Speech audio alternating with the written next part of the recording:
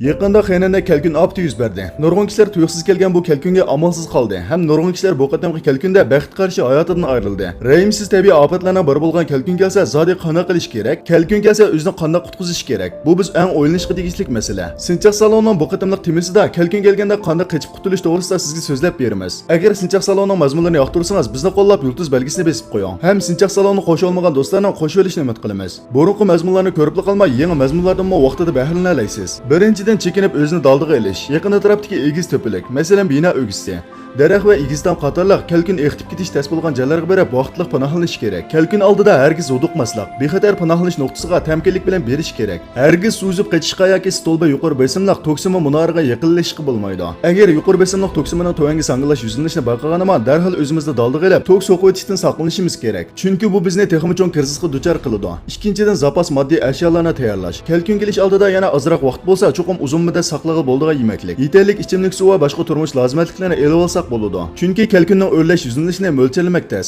Xenandagi kelkun opitidan shuni ko'rib olishga bo'ldiki, kishilarning suvda qapsilib qilib qutqizishni kutishi hargizmi bir kunlik ish emas. Uchinchidan laylama jismlar bilan o'zini qutqizish. Agar suvni davomli o'rlayotgan bo'lsa, bu vaqtda panohlanadigan joy bilan o'zini qo'g'day olmasligi mumkin. Shunga darhol eshik, ustal, o'rindiq qatorliq o'zining eg'irligini ko'tara oladigan yog'och jismlarni tepib olish kerak. Yana daraxt g'uli, kesha qatorliq jismlarni quchoqlab, kelkunning bizni eqitib ketishini oldini olishimiz zarur. Agar ehtiyotsizlikdan kelkunning ichiga eqib kirib kelsa, qo'limizdagi narsani chang quchoqlab, suvga cho'kib ketishni oldini olib, shuning bilan bir vaqtda yana amal qilib laylayotgan fursatdan foydalanib, qutqizuvchilardan yordam talab qilish kerak. To'rtinchidan qutqizish talab qilish. Agar siz allaqachon kelkun ichida qapsilib qolgan bo'lsangiz, cho'qim voz kechmang. Amal qilib shu joydagi hukumat bilan aloqalashib, o'zingizning konkret o'rnini aytib, qutqizish talab qiling. Hargizmi qarg'ilarcha suv izmang. Bo'lmasa jismoniy kuchingiz ojizlab ketadi. Suvdan rango'chiq narsalarni teping. Qutqizuvchilar texmi oson tepib oladi. Sharoit yer bersa, so'liyoq holda tepib, telefonni himsaqlab, telefonning normal ishlatilishiga kafolat qilsangiz bo'ladi. Kelkun o'tib ketgandan keyin biz tövandagi ishlarga diqqat qilishimiz kerak. Birinchidan yuqumning oldini olish xizmatini yaxshi ishlash. Kelkun eqish jarayonida balkim nurg'un jismlarni suvda eqitib ketishi mumkin. O'simliklar bo'lsa-ku xili yaxshi,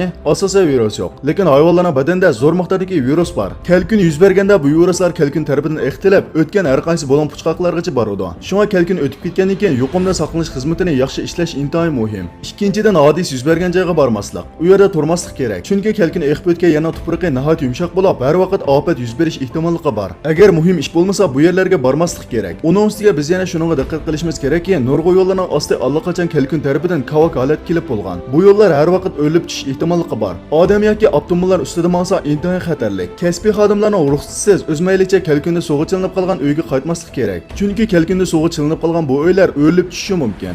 O'zini yana bir qatam xatarlik ahvolga tushirib qo'ymaslik kerak. Uchinchidan yemak ichmakka diqqat qilish kerak. Kelkun ofati yuz bergan rayonlarda turba suyini bevosita ichishga bo'lmaydi. Chunki yaras suyini kelkunda bulg'anib ketgan bo'lib, agar ichib qolsa kasallik paydo bo'lishi mumkin. Eng yaxshisi talla bozordan ozroq mineral suv sotib olib, tomoq ichish ehtiyojimizni qondirishimiz kerak. Yana kelib kelkun kelgan rayonlarda shu joydagi hukumat oldi bilan ofat kuchirgan ommaning ichidigan suv masalasini hal qiladi. Shunga biz suv sotib olish xarajatidan ansirmasak bo'ladi. Bizning birdan-bir diqqat qildig'imiz har qancha ushlab kelsakmi, bulg'angan suv manbasini ichmasligimiz kerak. Bundan sirt biz kundalik turmushdami kelkun ofatining oldini olish bilimlari va o'zni qutqizish choralarini egilishimiz. Odatda boshni ko'tarmay telefon o'ynashni bilsak bo'lmaydi. Boshni ko'tarib atrofdagi muhitni kuzatib, panohlanish o'rni va bexatarlik liniyasini esimizda chang tutishimiz. Har kuni 1 minut vaqt sarf qilib, havo rayidan oldin ma'lumotni ko'rish, ham kelkun kelishdan burunqi alomatlarga diqqat qilib, kelkun yetib kelganda nima qilishni bilolmay qilishni oldini olish kerak. Yuqorqilar kelkun kelganda o'zini qutqizish usuli va kelkun ofatidan keyin diqqat qiladigan ishlar. Mazmundan foydalanish qimmati bor ekan deb qarasangiz, yulduz belgisini besib qo'ying. Sinchaq salonning bu son mazmuni musharra yaqashdi. Agar Sinchaq salonning mazmunlarini yoqtirsangiz, ham Sinchaq salonning taraqqiyotini qo'llasangiz, bu mazmunni texmi ko'p odam ko'ra olishi uchun yulduz belgisini besib qo'ying. Dunyodagi ajoyib g'aroyibotlar. Siz tug'ilishdan burungi dunyo tarixi. Siz bilmoqchi bo'lgan sirlarning jamgohi. Sinchaq saloni. Hurmatli ko'rurman. Agar dunyodagi ajoyib g'aroyib echilmagan sirlarni bilmoqchi bo'lsangiz, undaqda siz Sinchaq salonini qo'shib oling va do'stlaringizga tarqatib qo'ying. Salon izlash nomi Sinchaq.